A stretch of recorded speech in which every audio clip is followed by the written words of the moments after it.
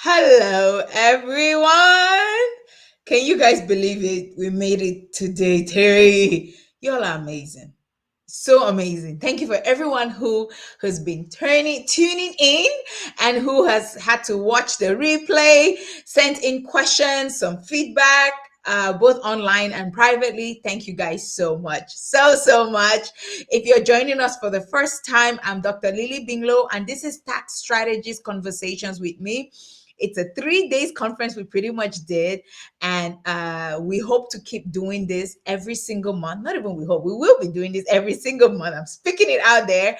And our hope is to impact the business community, the small business community, or even people who are thinking about going into it, as well as nonprofits down the road, to have enough information to make informed and guided decisions, so you can build successful and sustainable organizations. So the theme for our February conference has been setting up for success. And I have been just blown away by the commentary, the feedback, and the stuff a lot of you have sent in. Thank you. Thank you so much. I'm so grateful that you're getting something out of this, because it will be pointless for us to put in all this work and put in the time and leave nothing with you, right? So I'm really grateful that a lot of you have said you're taking things that you're going to be applying into your business.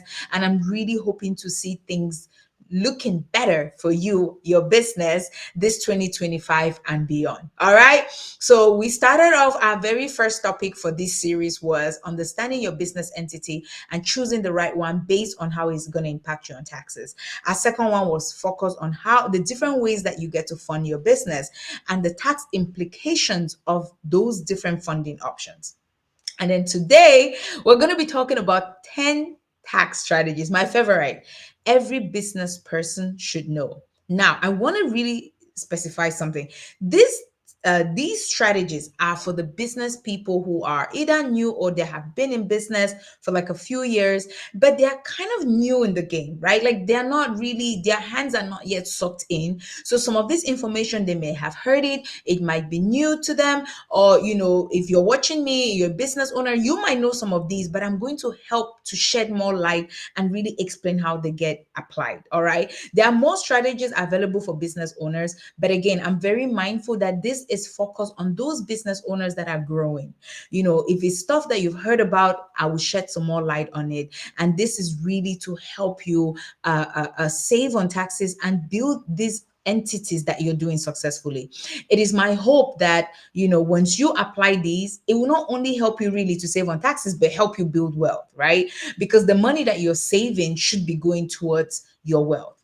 Now, there are a couple of things that I'm going to explain to lay the foundation right here. All right. A little bit about myself. I forgot to say I'm Dr. Lilly Mbinglo. I think I said my name at the start. Yes, I'm Dr. Lilly Mbinglo. I am a licensed CPA. It's very important I point that out, because when you're a business owner, you have to make sure that you're working with licensed CPAs. The reason for that is because if you were ever to get into a tough spot and you needed someone to certify certain information, CPAs are the only ones that have that kind of power. Or if you were trying to go public one day and you needed an audit done, we are the only ones that have that kind of power. And in addition to that, we can represent you with the IRS, in tax court. There's so many things that having a CPA can help you as a business owner, but they have to be licensed. And in addition to doing those things, the licensed CPAs like us, we stay up to date with what's going on in the business and tax world. And you want that kind of person on your side, because you don't want someone who's giving you outdated information, which is not going to add value to you as you grow. I'm also an accounting professor for the MBA program at Regent University. And I love to teach. I love to teach. Look, I love to teach. I love to share what I know. And hopefully, even if it's just impacting one entrepreneur in our community and help you build something successful and sustainable, I think there's nothing more rewarding. And I'm always so honored that you give me a chance to pour my little knowledge into you. All right. So, like I said, today our focus is on top 10 tax strategies that every business owner who is growing should know. Okay. Some of these will be things that you've already heard about, but I will be explaining how you need to apply these. Now, before we talk strategies, let's get on some preliminary stuff. Okay.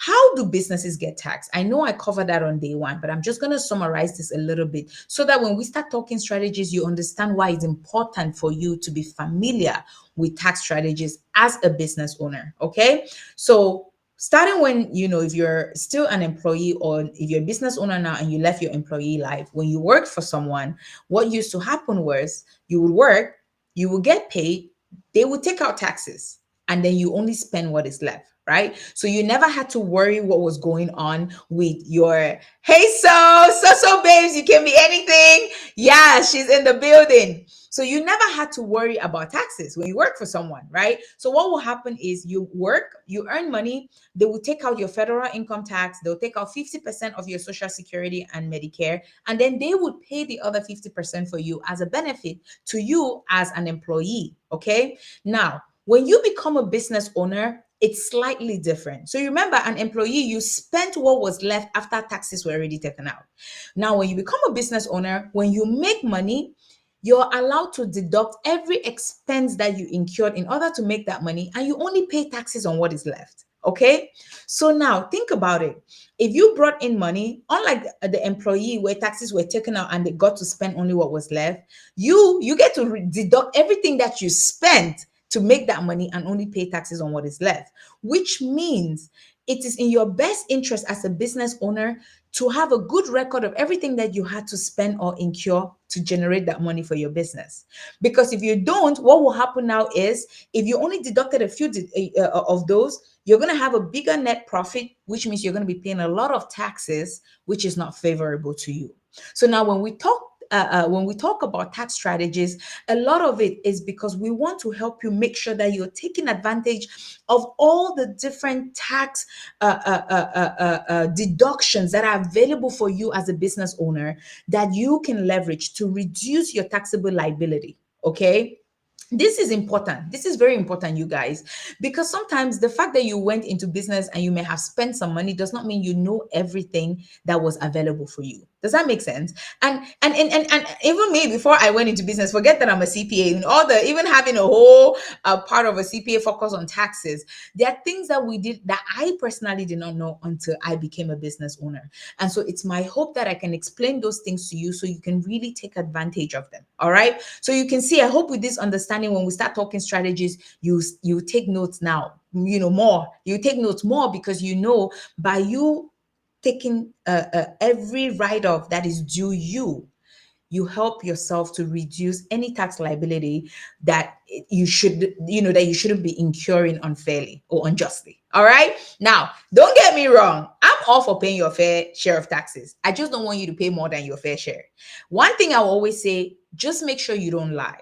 Please don't try to write off business when you did not have a business, when you did not have a business. All right. So let's get into it. Now that we've understood the way businesses get taxed, let's now start talking about our strategies. Because if you remember again, you make money, you write off all your deductions, you only pay tax on what is left, which means it's in your best interest to make sure that you leverage every tax strategy that has been made available to you. All right. I would say it any day, anytime. The tax code was set up for two groups of people, for real estate investors and business owners.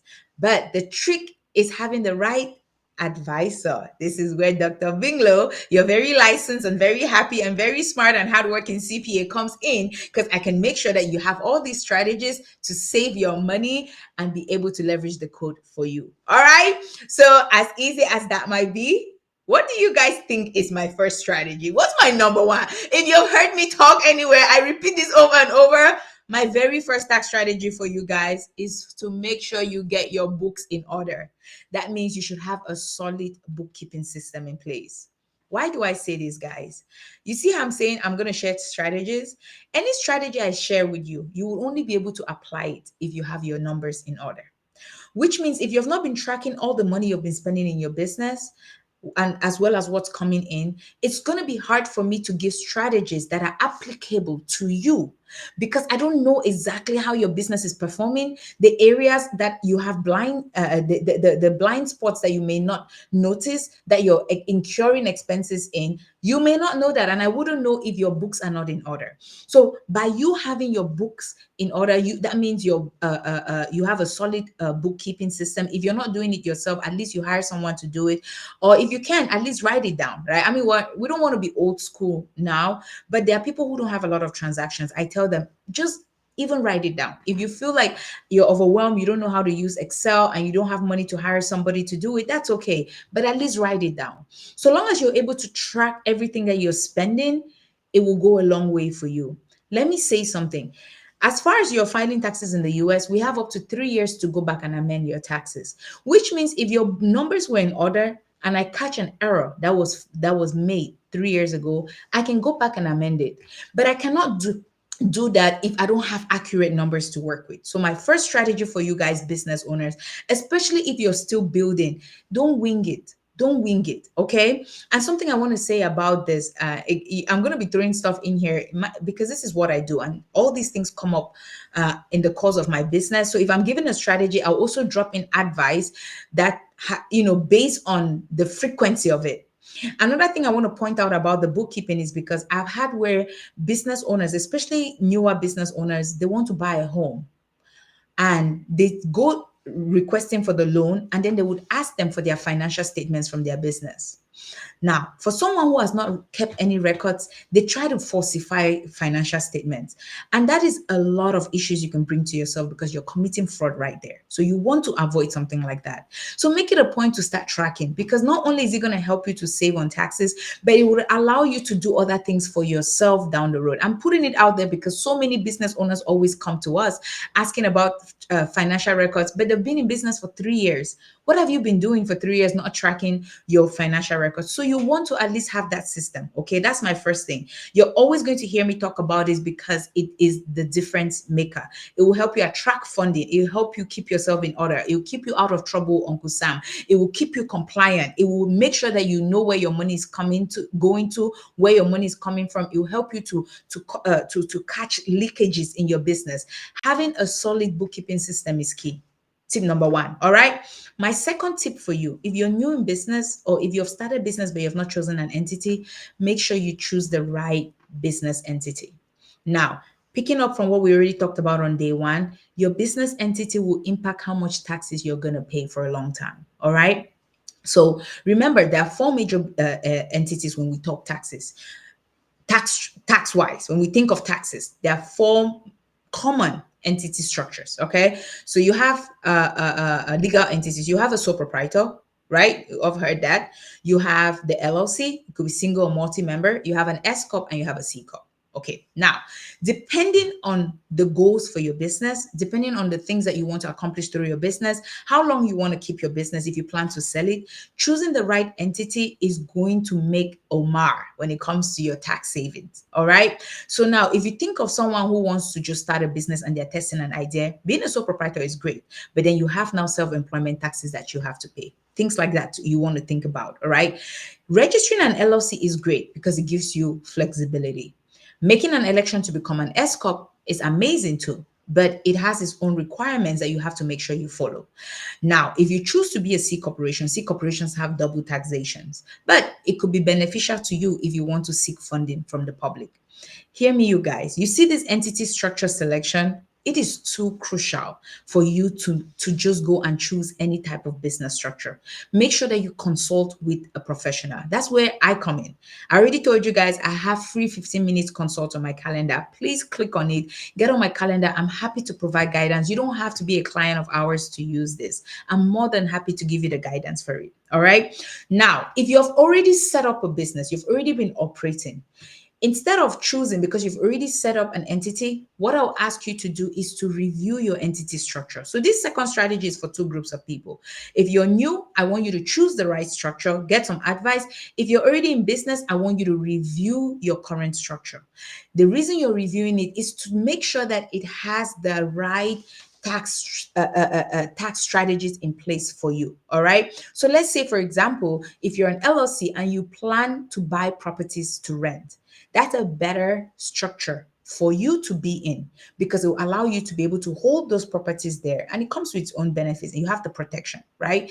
But then now, if you're in an operational business where you do most of the work and you want to put yourself on a salary, you want to make sure that you become an S corp, so that way your business can deduct what it's paying you as a business deduction, and then you can save on self-employment taxes. So those are different things that I want you to go back. So go look at how you're set up right now. Is it helping you tax wise? So if you already chose and you're like, okay, I'm further away, but we're still paying so much in taxes, I want you to review your tax entity. All right. At this point in time, you might either need to do an election, or you might need to just incorporate if you're a sole proprietor. If you're a sole proprietor and you've never incorporated, definitely something to incorporate, especially if you have a very high self-employment tax. If your self-employment taxes is high due to your profits. Okay, guys, I know I get this is something I love talking about, and I can be fast. Please tell me to slow down if I'm going too fast, because I really want you to get this information. It's too important. We're leaving money on the table too much. Okay, so if you're a sole proprietor already, consider incorporating, becoming an LLC or a C corp if it favors you.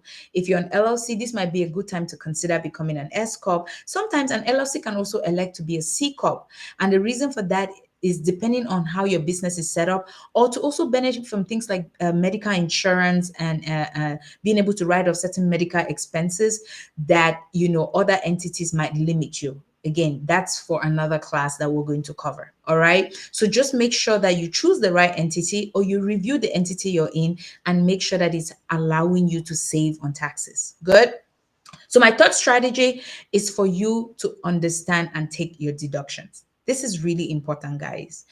Um, I've always seen business owners, they'll come to me and they're like, oh, we started our business, we spend this, but I'm so scared to write this up. I don't want to get in trouble, Uncle Sam. No. Why would you get in trouble, Uncle Sam? It's because you don't have the understanding of, when it comes to deductions, what Uncle Sam is looking for. These are the rules. Hear me out. If you're taking notes, I need you to write this down. Internal Revenue Code RIC 162. It says a business deduction can be written off if it meets two criteria. One, it is ordinary. Two, it is necessary, which means if this business expense was ordinary in your business, or like if I went to another business like yours, this is an ordinary business expense, then you can write it off. Okay. So if I went to someone who does, let's say someone who does hair, okay, an ordinary business expense is hair oil, maybe because they have to oil people's hair. That's an ordinary expense. Okay. Now, you could also have an expense that is not ordinary to your industry, but it's necessary for you. Okay. Let's say the person who does hair, they have a hand condition. And maybe they have to buy a specific glove to cover their hands, because when they do hair, they suffer from a condition. I'm just saying. All right. Now, that is not an ordinary expense in their industry, but it is necessary for this business owner, because in order for her to make money, she needs to buy those very expensive gloves of $5,000. Even me myself, I say, these gloves, I want to be making the gloves and selling. But let's just say, okay, she bought these very expensive gloves. Now, it is not ordinary in their hair braiding industry, but it's necessary for her, because in order for her to make money, she needs to be effective at her work. So she needs to buy those gloves so she can also protect her hands. Okay. So guys, just hear me out and always remember this. If it is ordinary, it is necessary, you can write it off as a business deduction. Okay. It's more important for you to understand this rule than it is for you to just try to memorize what deductions you can write off. And the reason I say so is because there might be expenses that, the IRS can't even tell you, what it is you're supposed to incur, but you have to incur it. So you get to tell the IRS, these are certain things that have to be incurred for my business to run. So you have that responsibility to understand, so you can make sure that you're documenting this and you're not missing out on deductions that can help to reduce your tax liability. Okay. All right, let's go. That was my third. Yes. Then my fourth one, and my fourth one is really good because it helps you save money, especially long run, is for you to be able to always remember to file your taxes on time or file extensions. Guys, if you know the amount of penalties that business owners pay every year because they are not aware that they have to file their taxes on time or they have to file extensions, it's insane. Trust me, every time I see it, my heart breaks for them. So as a business owner, Now that you're used to probably getting refunds, right? If you're an employee and you're always getting refunds, it didn't matter when you file your taxes. So for employees, not just employees, everyone who gets a refund, you have up to 3 years to file. Nobody will penalize you for filing. And when you go past that time, the only thing is that you're not going to get back your refund.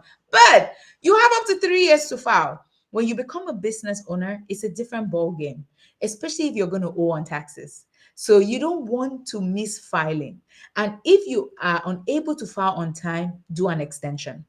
I love extensions. I think extensions are great, especially if your things are not yet together. So it can give you time to put your things together, because you end up paying so much penalty to the IRS. It's not even funny. So please make sure that you file your taxes on time, or you file extensions. And if you owe, pay on time or put payment plans together. All right. Now let's go to my fifth strategy. It starts to get exciting. There are two strategies I'm going to talk about, two specific expenses that I think many business owners never understand how to take it. So my fifth and sixth strategy is going to talk about this. The fifth one is going to talk about the home office expense, and then the sixth one is going to talk about the auto expense. Let's start with the fifth one, right? The home office. Now, I always see where there's confusion on how to take this expense, and I feel like it's one of those low-hanging fruit you should never throw away. Like you can just grab it, right? Why are you missing out on it? If you're a business owner and you work from home, there's no reason I should not see you writing off your home office. Now, in order to qualify for home office, you need to have a designated space that you're using for work. It doesn't mean a designated room, because sometimes someone will say, Lily, I only have one bedroom. What am I supposed to do? Do you have a space that is being taken by your desk, and you put everything over there and you work from there? And for that reason, you cannot use it for your personal stuff. Yes, then that's your office space. We should be able to calculate the worth of that space and write it off. Now, but how do we do it? That's where confusion usually happens, okay? There are two methods, all right? You have a simplified method of doing it, and then you have one where you just do your standard or your actual expenses. The simplified method, guys, hear me. If you're confused about writing off the home office expense, just use this one. The IRS allows you to write off $5 per square foot of your home office space, up to 300 square footage. Please hear me. Even if you don't remember, even if you go and you say, I cannot calculate all of this, you see this one, you should not miss out, okay? If you have a designated space, you calculate that space, you multiply it by $5 per square foot. So long as it's not over 300 square foot, you take it. Guys, this is your low hanging fruit right here. Make sure you don't lose out on it. All right. And something I tell business owners, because people always think your home office can only has to be one space, one allocated space. No. What if you have a desk over here and then you have a cabinet over here for client files? Or if you sell products, you have storage you have used part of your garage as storage. That's your car garage as storage for the things you're selling. You've used another portion in your bedroom.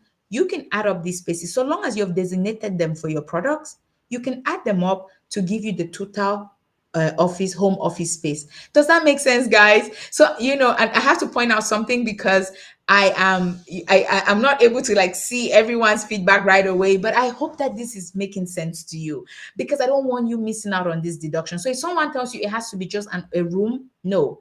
If you have spaces that have been designated that have certain products that are for your business, you can add them up to come up with it. And then at least start with the low hanging fruit. You can use the $5, all right, per square foot. Now, that's just one part. Or you can choose to use the regular method. This is using your actual expenses. And what we usually do with this method is you will take your home office space, you're going to divide it by the total of your home square footage. And then you would multiply that by all your different expenses. Okay. So let's use simple numbers. Let's say your home office is 250 square foot, right? And your house or your apartment is 1,000 square foot. You're going to take 250 divided by 1,000. That's a quarter, right? You can multiply it by 100. That's 25%. So you're going to take that 25%. You're going to multiply it by your actual expenses, your utility bill, your electricity bill. If you have security, because you're using your house to do work, to do your business, your business should be paying for that space, because when you do work in that space, nobody's able to use it for personal space. If you have kids, they cannot play where your desk is. So right there, Your office should be pay, your business should be paying you for using that space. All right, so please don't miss out on these deductions, guys. I really really hope you take it. So that was one that I people always get mixed up, so I wanted to make sure that I talked about it. The sixth one now is the auto expense, the auto deduction. All right, now when it comes to your auto deductions, there are two ways you can do it. You have one you call the mileage deduction, or you have the actual process. Okay, so you have the mileage or you have the actual expense method. So now with the mileage, you track your miles, you multiply it 68 cents, and there you go, right? So for every mile you're driving, guys, in fact, for every 2 miles you're driving, just think about it, your business is incurring over $1 of expense. Do you guys get it? Like I hope my business owners are getting it. So it will make you more intentional about tracking your mileage. Okay. Every time you leave your house for something business related, every time you move out of your home, you're driving to the store to pick up office supplies. If you drive 5 miles one way and five back, that's 10 miles. Look, that's almost $6 or $8 or $6 or $7 right there that you've just incurred from leaving your house to going to the store, including the fact that you're going to have to write off the actual supplies that you paid for. But I want you to understand that these are deductions that are available for you as a business owner, but because you're not taking advantage of it, you're not taking the time to track your miles, it's costing you. There are so many apps. There was one, Evernote, there's Mile IQ. A lot of people say good things about Mile IQ, but there are all these apps that help you to track your business mileage. I think it's such a disfavor to you and your business that you're not taking advantage of all these things that are readily available for you to be able to write off. The IRS understands that you have to spend money to make money. They understand that you're going to have to drive to places. That's why they give you a write off for even driving your own car. Can you imagine? So please do not leave it on the table. All right. So let's get that. So the first one is, if you track your mileage, then you multiply it by the mileage rate for each year. Okay. It's always going up. That's one. Now, the second option is your actual expenses, which means you would look at how much you paid for your insurance, kind of like how we did the home office expense. You look at what you pay for your car insurance, your interest on your car note, all of those things. Okay. You're going to take the mileage that you drove for business and you can divide it by your total mileage that you drove for that year. And then what you do is it will be applied now to those amounts that you incurred. All right. Yes, you can, Solange. I'm so glad. That's a very good question, and I'm going to explain that. So you're going to take that percentage, and it's done automatically for you. By the way, you don't have to do this in the tax software, and it's going to calculate based on your actual expenses. Guys, you see this mileage thing? This is one area that people risk. Like, people wing so much, like they don't track it, and then sometimes they'll just throw outrageous numbers. That's why when the IRS comes to audit you, they'll want to audit your mileage log. If you have not gotten my planner, please get my planner. We do have a mileage log in the back now. It will help you to track it. And the best way, I tell people, the easiest way to do it, every time you have business meetings, just go and check the miles to get to your location and back, and then you put it on the log. Okay. So Solange, yes, you can. Why can you? Why you can write off mileage from home is because working from home does not prevent you from meeting with potential clients, does it? Right? If you go for any business trainings, you still have to drive. If you go to the store to get supplies for business, you still have to drive. All of those are business expenses, because if you were not trying to, if those are business mileage, right? If you are not getting out of the house to go get these things for your business, then your business will not function efficiently. If you're not going for the trainings or you're not going to get these supplies, you'll not be able to work efficiently. So all of those are considered those business mileages. Okay, it's business mileage. So yes, you can write it off. So working from home doesn't stop that. So long as you drive for business purposes, you can absolutely write it off.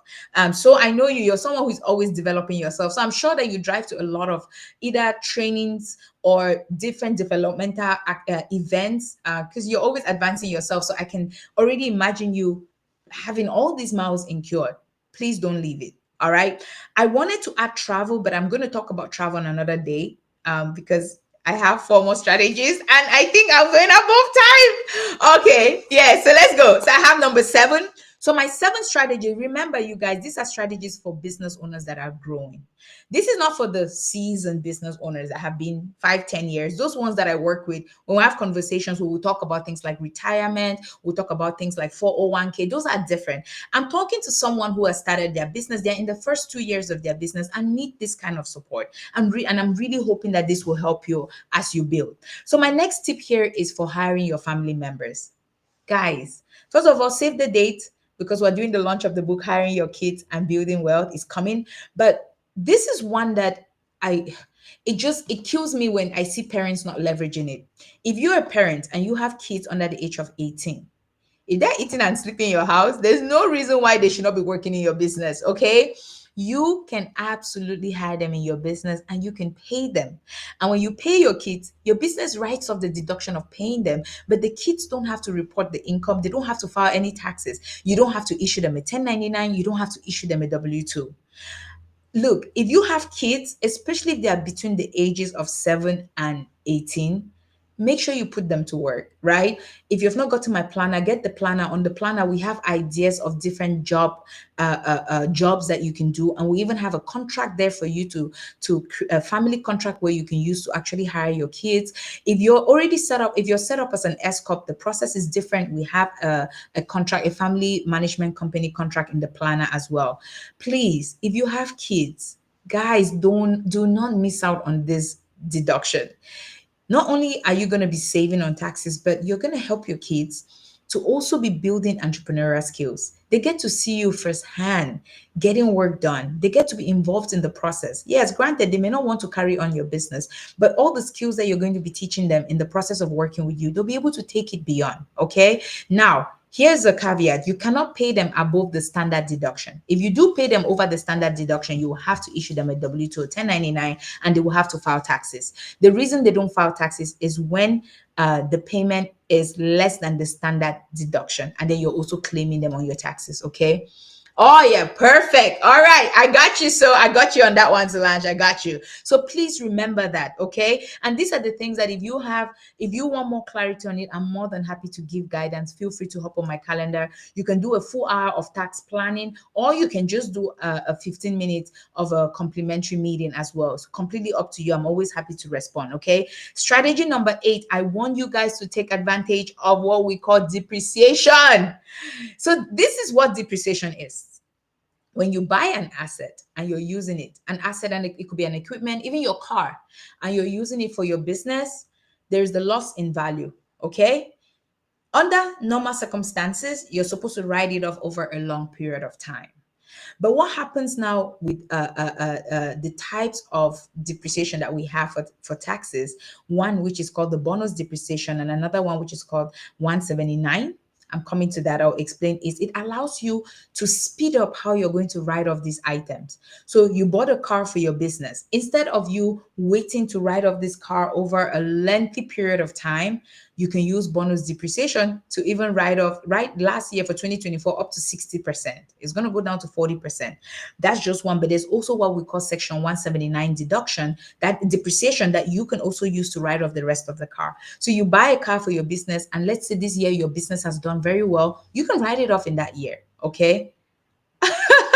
Don't worry, I got you. So I'll join you. We'll be on her case. Yes, we'll be on her case. So you guys remember, okay, when it comes to the depreciation, it's just a way for you to be able to write off your expense or your investment in an equipment for your business quicker than if you were waiting to write it off over the actual life of the equipment or the item. All right. So right now there's what we call Section 179 deduction, which this one allows you to depreciate over 1 million, which means you can write off up to 1 million of expense for, well, depreciation for an item or an equipment that you bought. Now, for the average new business, not many new businesses are spending 1 million in stuff, but sometimes if you need machinery and maybe you got a loan for that, you can write off a pretty significant amount of it. If you bought a car that you're using in your business and you're like, look, I spent a lot of money out of my pocket, I don't just want to wait and write it off over the life of the car, you're allowed to also use the bonus depreciation. It's phasing out. We've heard that it could come back to 100%, but for now, for 2024 was 60%. It's going to be 40% this 2025, but it's still good because if you spend $10,000 on a car, and for last year you could write off 6,000 at once, on this year you can write off 4,000 at once, it's still not a bad deal. Okay, and then you continue, you write off the rest. So something to think about. Don't leave depreciation on the table. It's very important, you guys. Okay, then my ninth one now for you is the Augusta rule. I want to talk about this. The Augusta rule is the 14-day home rental, where you rent your home to your business for 14 days and you get to deduct the expense, that your business gets to deduct the expense, but you, the homeowner, you don't get to report the income. Okay, I've talked about this in another video where I gave you guys some more insight in one of the year-end videos, but for someone who is watching me for the first time, let me just talk a little bit about this. All right, so we have this tax code section 280A, right? And this code is for business people who want to rent their homes to their businesses, for conferences, for masterminding, for things like that. You can do it for up to 14 days. And this is tax-free income to you, the business owner, but the business gets to write off the expense. Now, you should make sure you invoice the business for those 14 days, but you are in order to set an amount or a standard rate, they ask that you use the fair market value. All right. Now, you guys ready for the tip? Are you ready for the tip? Because it's one thing to rent the house. All right. When we're talking about fair market value means if someone was to rent a similar house in your neighborhood, right, to hold an event, maybe a mastermind, how much will it cost? That would be a fair market value. All right. So you will use the fair market value of that day and you would document it. So you can say, okay, I'm going to hold one of these once every month. You can maybe hold your staff meeting in your home, rent your home to your business for that day once every month. That's already 12. And then you can do 2 events, one in November for Thanksgiving and then one in December for Christmas, right? Company events, that's your 14 days. But then now, what's the trick here? Fair market is usually just what's the rate. If I went to Airbnb, what are the rates for the houses in our neighborhood right now? But think about it. If you had like special holidays when you're going to have a lot of people renting Airbnb, right? Let's say if you're in a town where they play sports and there's a competition coming to town, what's going to happen to Airbnb? The rates is going to go high, right? Isn't that a good time to hold a nice board meeting or a mastermind? Because the fair market value on that day will not be a joke. Understood? All you have to do is make sure you document your meeting and that's the day. So you can be very strategic about it. All right. On holidays or when families are going on and when kids are going on breaks, a lot of times Airbnb prices are going up. You can be very strategic. Remember, it's 14 days for the year. So you can be strategic on how you choose to take these days. I'm just a messenger right here. The IRS allows you to use this. You can use it and you should. Now, what's the one catch? You have to make sure that your business is set up as an S Corp or a C Corp or a partnership. Why is that? Because if you're a single member LLC, the IRS doesn't treat you and your business as separate from each other. If you're a sole proprietor, I explained that on day one, they call you guys a disregarded entity. So it makes no sense that your business, which is not seen as an entity separate from you, is renting from you. You see what I'm saying? So that's the catch right there. So those are things to consider. That's why it's always good to be talking to someone like me who can make sure that you're set up right to leverage some of these tax strategies. Okay. I'm going now to the 10th one. Oh, guys, hi. I thought I was gonna be good on time. I feel so bad, but I'm so grateful for all of you who have stuck in here with me. Thank you, Difna. Thank you too. Let's continue because we're gonna get it out. My last one for you guys is for you to maximize tax credits. I know many small business owners do not realize that there are tax credits they can take advantage of, but there are. There really are. Now, I'm going to give you 3 examples. And I think I shared one before my social media. And I'll probably share it again because there are many tax credits. The beauty with a tax credit is that a tax credit goes to reduce your tax liability dollar for dollar. Now, when we talk of deductions, your deductions are expenses that you would write off, tax acceptable or allowable deductions that you would write off from your total revenue to arrive at your income to determine your taxable income. Okay. Now, your tax credit, a credit goes against money that you owe. So if you owe $1,000, you get 1,000 credit. it goes to negate $1,000 versus a deduction that you just write off the deduction and and to arrive at your taxable income. You see the difference? What I mean now by that is credits carry weight, power. Hey, they are bigger. You know, like they say everything is bigger in Texas. Everything is bigger with credits. And that's why I kept it as my number 10, you guys. So there are some. I had three here because I know it could impact at least someone who is on here. There's what we call the research and development credit.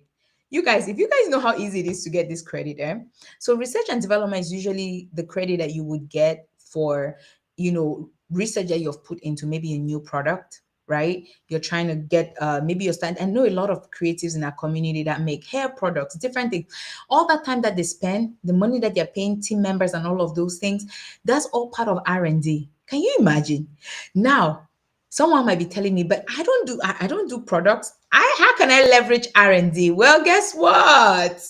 This also applies if you improve your process. So if you have a process of doing things and you improve it and you can document it, and you can prove that this was the work that was put, I paid for this research and I was able to pay this person for this time to help me augment my process, you get the R&D credit too. But there's a paperwork that has to be done on that for you to take advantage of it. So guys, I want you to start seeing how this is not only for those big corporations, it's available for you, the small business owner. Okay, we put in so much work. I don't want you to be leaving money on the table.